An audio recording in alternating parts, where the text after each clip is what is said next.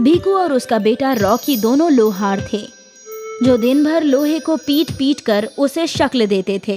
कभी उस लोहे से कुछ औजार बनाते थे तो कभी हथियार। अब्बा, हम हथियार क्यों बनाते हैं? हथियार बनाना तो गलत बात है ना? हम हथियार लोगों की हिफाजत करने के लिए बनाते हैं बेटा। जिस काम से किसी की मदद हो वो काम कभी गलत नहीं होता। लेकिन किसकी मदद, ये तुझे सही वक्त आने पर इल्म हो जाएगा। भीकू रॉकी को कभी नहीं बताता कि वो हथियार किसके लिए बनाता है। हफ्ते में एक मर्तबा भीकू बनाए हुए हथियार को बोरे में भरकर कहीं ले जाता था। एक मर्तबा रॉकी ने फैसला किया कि वो अपने वालिद का पीछा करेगा। वो उनके पीछे जाने ही वाला था कि माया की नजर रॉकी पर गई। रॉकी! जी अम्मा। ये तुम क्या कर रहे हो? वो अम्मा, मुझे देखना है कि अब्बा वो सारे हथियार लेकर कहाँ जाते हैं। नहीं बेटा, वो जगह खतरनाक है। लेकिन ऐसा क्या खतरा है वहाँ? लगता है तुम्हें सारी हकीकत बतानी ही होगी। आओ अंदर चलकर बात करते हैं। आज से 20 साल कब्ल की बात है। हम लोग धनपुर नाम के एक गांव में रहते थे। सब कुछ ठीक था। फिर यकायक वहां एक कल्लू नाम का शैतान आ गया। कल्लू निहायत ही जालिम था। वो लोगों पर जुल्म करता था, सबको मारा पीटा करता था और जवान अपराध को अगवा करता था। वो इन अगवा किए हुए लोगों से गुलामों की मानंद काम करवाता था। खुदाई का काम धर्मपुर से कुछ किलोमीटर फासले पर एक सोने की खदान थी और कल्लू ने इस खदान पर कब्जा कर रखा था। वो गरीब मजदूरों को मार मार कर काम करवाता था और फिर वो दूसरे गांव से भी लोगों को अगवा करने लगा। आसपास के सभी गांव में कल्लू का खौफ था। न जाने कल्लू कब किसको अगवा कर ले।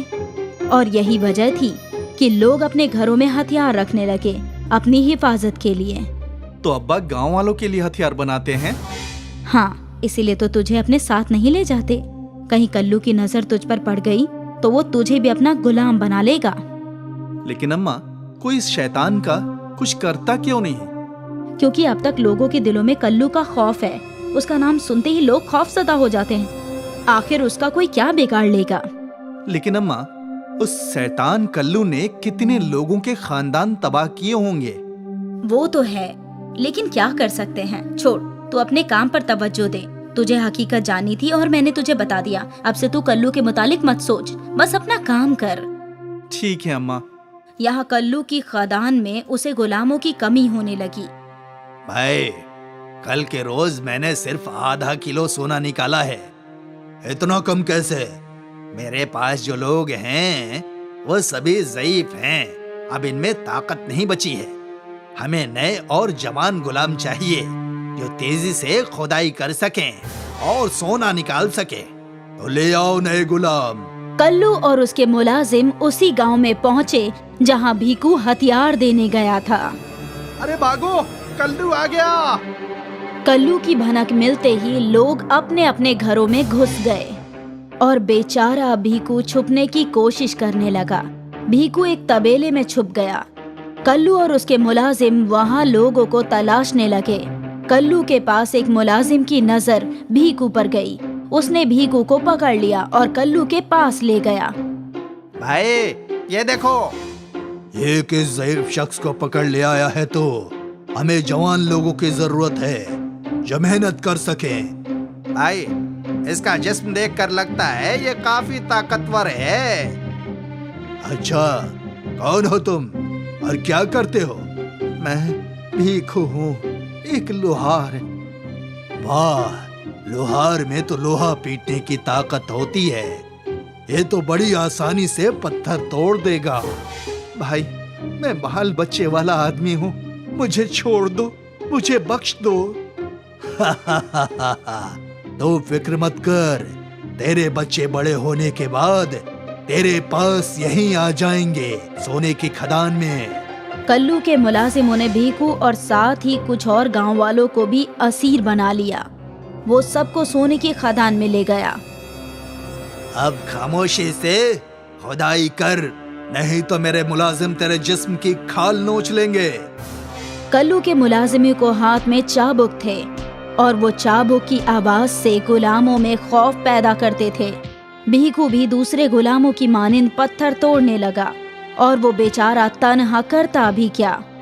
यहाँ काफी रात हो गई थी। रॉकी और उसकी वालिदा भीखू के लौटने का इंतजार कर रहे थे। उन्हें इतनी कभी देर नहीं हुई। अम्मा, यकीनन कुछ बुरा हुआ है। बेटा, ऐसी बुरी बातें नहीं बोलते। कल सुबह सूरज निकलते ही हम उन्हें तलाशने जाएंगे। ठीक है अम्मा। फिर भी दोनों पूरी रात दरवाजे पर नजरें टिकाए बैठे थे। सुबह हुई और माँ बेटे चल पड़े भीखू की तलाश में। वो उस गांव में पहुंच गए। मुखिया जी, क्या मेरे शौहर कल यहाँ आए थे? हाँ बहन, लेकिन उसी वक्त कल्लू भी आया था। वो भीखू के साथ साथ कई और गांव वालों को गुलाम बनाकर अपने साथ ले गया। हे भगवान! मेरे वालिद को वो कल्लू अगवा कर ले गया। मैं उन्हें छुड़वा कर लाऊंगा। नहीं बेटा, तू वहाँ नहीं जाएगा। वो शैतान है, शैतान। तेरे वालिद की तरह तू भी फंस जाएगा।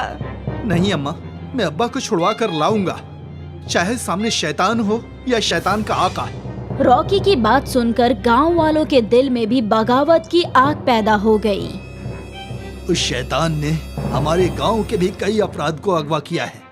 कितने खानदान उसकी वजह से तबाह हुए हैं। हमें उसे मुंह तोड़ जवाब देना चाहिए। हमें उसके सोने के खदान में घुसकर हमारे अपनों को छुड़वाना चाहिए। और देखते ही देखते कई गांव वाले रॉकी के साथ आ गए और वो सब ही रॉकी के साथ चल पड़े और वो सब कल्लू के सोने के खदान की जानिब रवाना हुए।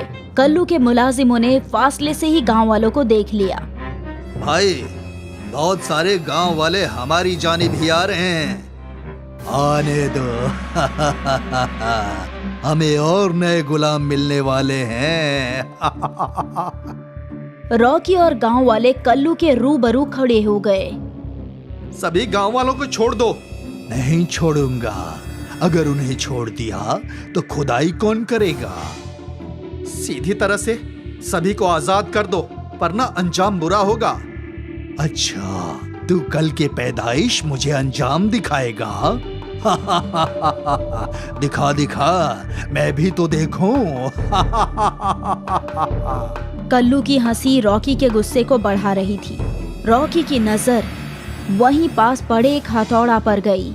रॉकी ने वो हथौड़ा उठा लिया और कल्लू के मुंह पे मारा। कल्लू के मुलाजिमों ने रॉकी को पकड़ लिया और पीटने लगे। गांव वालों ने भी औजार उठा लिए और वो सभी गुंडों की पिटाई करने लगे। अब तक जो लोग कल्लू की गुलामी कर रहे थे, सबने कल्लू और उसके मुलाजिमों पर हमला कर दिया और कल्लू और उसके मुलाजिमों को घायल कर दिया और वो वहाँ से भाग गए। सारे गुलाम आजाद हो गए। मेरा भाई, अब्बा, बेटा, तू बहुत ही बहादुर है। तूने मेरा सीना फक्र से चौड़ा कर दिया।